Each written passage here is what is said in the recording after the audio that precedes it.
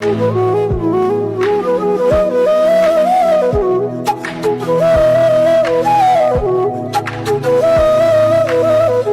मुझे पागल बोलते हैं तो मेरा रोया रोया खड़ा हो जाता है और आंसू आते हैं। एक तो 6 जुलाई से 8 जुलाई दिल्ली में है और 10 जुलाई से 16 जुलाई ग्रेटर नोएडा में है। दोनों ही कार्यक्रमों को लेकर के पूरे युद्ध सत्र पर पूरी तैयारियां हमने कर रखी है। नमस्कार, बहुत बहुत स्वागत है आपका सौगंध टीवी में। और एक बार फिर से बागेश्वर धाम की नई अपडेट लेके हम लोग आपके पास पहुंच चुके हैं। साथ में है प्रदीप खट्टर जी, जिनसे पहले भी हमने बातचीत की थी। अब एक नई बात जो सामने आई है कि दिल्ली के अंदर भी बागेश्वर धाम के कार्यालय जो है वो खुलने जा रहे हैं। मतलब डंका जो है बजवा ही देंगे। हिंदू राष्ट्र बनाने के लिए तो तैयारियां तो सारी करनी पड़ेंगी जी। हाँ जी। नहीं तो हिंदू राष्ट्र की जिस तरीके से मतलब बात बागेश्वर धाम के पीठाधीश धीरेन्द्र कृष्ण शास्त्री जो है वो करते रहते हैं। बिहार गए थे, बहुत ज़्यादा पब्लिक जो है वो वहाँ पे उमड़ कर आई थी। उसके बाद से अब बड़ोदरा गुजरात के दौरे पे हैं, बहुत जल्द दिल्ली आने वाले हैं। तो कार्यालय जो हैं वो इसीलिए वो खोले जा रहे हैं कि वो दिल्ली आने वाले हैं। नहीं, कार्यालय खोलने का दिल्ली आने के कार्यक्रम से कोई ज़्यादा संबंध नहीं है। कार्यालय खोलने का ये उद्देश्य है कि परम पूज्य गुरुदेव जी के नाम पर, आप तो मीडिया वाले आप तो जानते होंगे, फ्रॉडगिरी बहुत हो रही है। बहुत लोग पैसे इकट्ठे कर रहे हैं। तो कार्यालय खोलने का एक रीज़न यही है कि कोई भी किसी को भी कहीं भी ऐसा लगे कि फ्रॉड कहीं चल रहा है या कोई रसीदें कट रही हो, यहाँ संपर्क कर सकता है। मतलब बागेश्वर धाम से संबंधित जो भी जानकारी होगी वो यहाँ पे जो है वो उपलब्ध करवाई जाएगी। यहाँ पर बागेश्वर धाम की पूरी जानकारी, परम पूज्य गुरुदेव भगवान के कार्यक्रम कहाँ कहाँ हैं, उनकी पूरी जानकारियाँ, ताकि कोई भी भटके ना, किसी को भी एक सीधा रास्ता मिले बागेश्वर धाम जाने का, वो सब सारी जानकारियाँ यहाँ से मिलेंगी। अर्जी कैसे लगाई जाती है, यहाँ से दिल्ली से आप कैसे पहुँच सकते हैं, कहाँ अपने रुकना ठीक रहेगा, ताकि माताएं बहनें अकेले भी जाएं तो भी उनको कोई दिक्कत ना आए, यहाँ से पूरी जानकारी ले वो। अच्छा प्रदीप जी, एक जो है ना बीच में सवाल जो है मैं ले रही हूँ। बिहार गए तो बिहार के पागलों बोल दिया, गुजरात गए तो गुजरात के पागलों बोल दिया, दिल्ली आएंगे तो अब दिल्ली के पागलों से संबोधित करेंगे। हाँ बिल्कुल, हम पागल हैं उनके। हाँ। और पागल का मतलब मेंटल नहीं है। हाँ। जो पा करके गल जाता है। हमने जैसे उनको पाया और हम उनके चरणों में गल गए तो हम पागल हैं। और जिनको पागल बोल देते हैं ना, उसके लिए आप नहीं समझ सकते कि उसके लिए कितनी बड़ी एक उपाधि उन्होंने दे दी। जब मुझे पागल बोलते हैं तो मेरा रोया रोया खड़ा हो जाता है और आंसू आते हैं। लेकिन प्रदीप भाई, इस चीज़ के लिए वो लगातार कंट्रोवर्सी में बन जाते हैं, विवादों में आ जाते हैं धीरेन्द्र कृष्ण शास्त्री लगातार, क्योंकि अपने बयानों की वजह से। बयानबाजी जो है आपको लगता है कि ज़्यादा हो रही है? नहीं, कोई बयानबाजी ज़्यादा नहीं हो रही। गुरुदेव जो बोल रहे हैं सत्य बोल रहे हैं।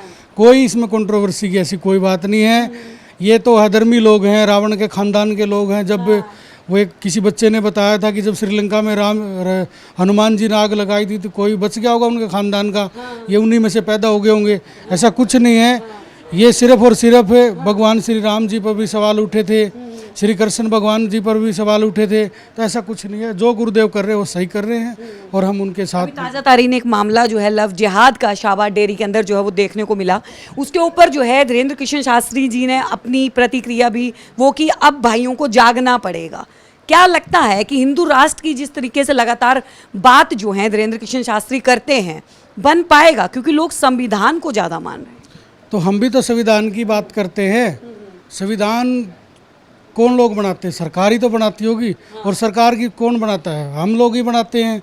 तो संविधान में इसको संशोधन बोलते हैं। संशोधन के तहत हो जाएगा। हिंदू राष्ट्र जब बनेगा तो आप तो यहीं के दिल्ली के हो, जहांगीरपुरी में देखते हो हनुमान चालीसा की जो यात्रा चल रही है, हनुमान जयंती पर उस पर पत्थर लग रहे हैं। हमें ही भागवत कथाओं की परमिशन नहीं मिलती। पिछले साल जापानी पार्क में गुरुजी का प्रोग्राम को लेकर के 50,000 पुलिस वाले मेरे से पैसे लेके गए हैं। तो जब हिंदू राष्ट्र होगा तो हमें ये चीज़ें नहीं झेलनी पड़ेंगी। हमारी बेटी के साथ कितना बड़ा दुर्व्यवहार दूसरे मजहब के लड़के ने किया है। तो जब हिंदू राष्ट्र होगा तो बिल्कुल शांति होगी। आप राम राज्य, जो जैसे राम जी का राज्य था वही परिकल्पना होगी, वही चलेगा। शांति होगी, सब सुरक्षित रहेंगे, बिल्कुल अच्छे से रहेंगे। एक सवाल और मैं अंतिम लूँगी प्रदीप भाई। उड़ीसा के अंदर जो है एक हादसा जो है वो हुआ, उसके ऊपर भी जो है एक बयान जो है धीरेन्द्र कृष्ण शास्त्री ने दिया है। और सवाल भी उनसे किए गए कि क्या आप बता सकते थे पहले कि ये हादसा होने वाला है, जिसमें धीरेन्द्र कृष्ण शास्त्री ने ये बोला कि हाँ मुझे ज्ञात था लेकिन मैं उसको पलट नहीं सकता। तो सहमत हैं आप इस चीज़? बिल्कुल सहमत हैं। आप विधान को नहीं पलट सकते। हम जब पैदा होते हैं, कोई लड़का पैदा होता है, कोई लड़की पैदा होती है, कोई अपंग पैदा होता है, कोई जो विधान होता है, किसकी शादी कहाँ होनी है, किसका क्या कार्य, किसने क्या कर्म करना, वो सब विधान है। लेकिन कुछ लोग सवाल ये कर रहे हैं कि फिर कैसा चमत्कार है, अगर ये बदल ही नहीं सकते, उस चीज़ को पलट नहीं सकते, तो कैसे बाबा हैं, कैसी शक्तियाँ हैं? यदि देखो, इसमें सबसे पहले ये, यदि मैं बीमार होऊंगा तो हॉस्पिटल में डॉक्टर के पास तो मैं ही जाऊंगा ना। मान लो मुझे कोई दर्द है, मुझे कोई भी कहीं भी शरीर में कोई पीड़ा है, तो मैं डॉक्टर को जाऊंगा। यानी कि मेरा कहने का मतलब है कि कहीं अर्जी लगाना, हनुमान जी के आगे कोई नारियल बांधना होगा। रही बात ये जो आपने जिसको लेकर के आप सवाल कर रहे हैं, ये विधान है, और विधान पे मैं तो एक तुच्छ सा प्राणी हूँ जी, मैं नहीं बोल पाऊंगा। और परम पूज्य गुरुदेव भगवान ने जो बोला वो सत्य ही बोला है, उसमें कोई भी वो। प्रदीप जी, जुलाई में जो है 5 जुलाई से लेकर 8 जुलाई तक बागेश्वर धाम के पीठाधीश्वर जो है वो दिल्ली में पहुंचने वाले हैं। अंदेशा ये लगाया जा रहा है कि 10 लाख जहां पब्लिक बिहार में देखने को मिली, दिल्ली में ज़्यादा देखने को मिलेगी। लगता है यहाँ पे उस तरीके से जो है वो सारी सुविधाएं मिल पाएंगी कि, क्योंकि जहाँ पे बिहार से ही खबरें आई थी कि पानी की कमी हो रही थी, वहाँ पे काफ़ी लोग बीमार भी हो गए थे, तो दिल्ली में वो सुविधाएं, उनका ध्यान रखा जा रहा है। दिल्ली एनसीआर को 2 कार्यक्रम मिले हैं गुरुदेव के। एक तो 6 जुलाई से 8 जुलाई दिल्ली में है, और 10 जुलाई से 16 जुलाई ग्रेटर नोएडा में है। दोनों ही कार्यक्रमों को लेकर के पूरे युद्ध सत्र पर पूरी तैयारियां हमने कर रखी है।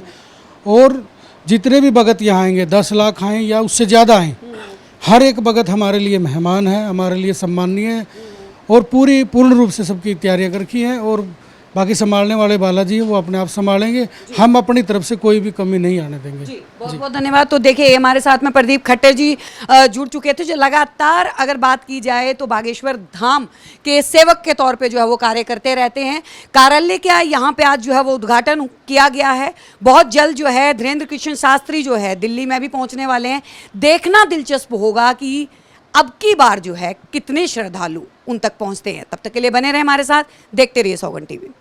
आप देख रहे हैं सौगंध टीवी, सौगंध वतन की।